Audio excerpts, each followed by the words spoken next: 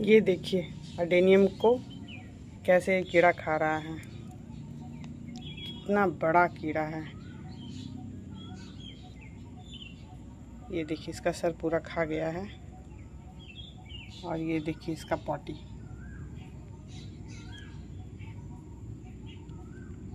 Adenium में तो मैं कीड़ा देखी थी, पर इतना बड़ा कीड़ा देख के मैं हैरान रह गई।